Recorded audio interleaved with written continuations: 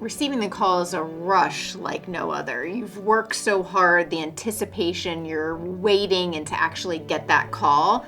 We got it at 1 a.m. I answered the phone and my transplant coordinator said, "We found the perfect liver for you." We checked in and sat down, and that's where it all began. Kind of go through another mini pre-transplant evaluation, making sure that you are strong enough to survive the coming surgery. After a couple hours, somebody comes in and says, "Okay, the organ's here. We're gonna move you down to pre-op." We go down there, a whole other flurry of activity happens, nurses in and out, poking, prodding, getting IV lines in. And literally a thumbs up, thumbs down from my surgeon could change our future. All of a sudden, the nurse came around, gave the thumbs up, and it was go time. And I remember her wheeling me off and going to turn the corner, and I hear her say, "You got it."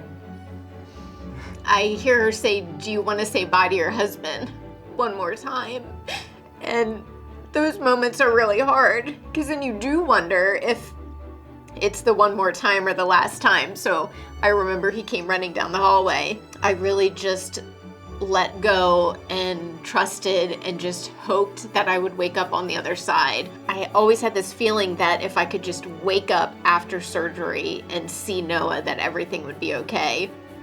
Remember, I was in the operating room and it's quiet and all I'm doing is watching everybody intently doing their job, and I'm thinking, okay, this is happening.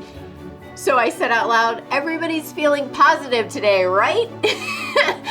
And everybody kind of smiles, and then a nurse came over to me and she looked at me directly in my eyes and said, "We all love what we do and we all love being here."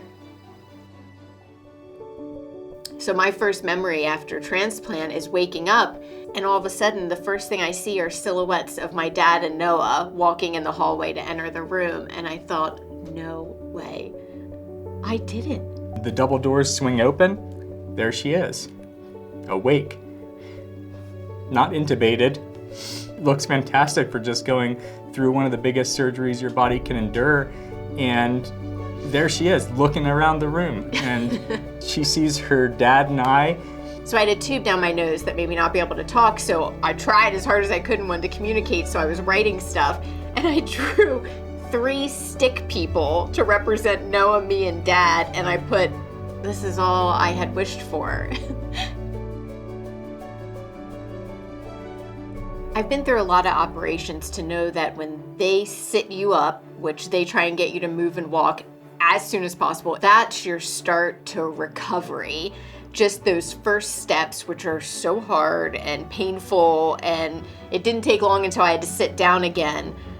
That's the moment of recovery and moving forward, when you see that you've woken up, you're well enough to move again, and that was really exciting. That was healing. The first time I saw my scar after liver transplant, that took my breath away. My body really transformed because I was super swollen that I looked pregnant. Mm-hmm. I was like, this is my new liver baby. Mm-hmm. So you just have to like roll with things and realize that you're gonna have transformations of yourself physically and mentally after the surgery, and just knowing that time will heal. It's your critical healing and recovery when you're in the hospital. And then once you get released, you go back to clinic twice a week. You get labs twice a week. You take vitals every hour. You're taking meds. You're recording weights, temperatures, blood pressure, caring for the incision. I mean, that was our big thing, because nothing can derail a successful recovery like an infection.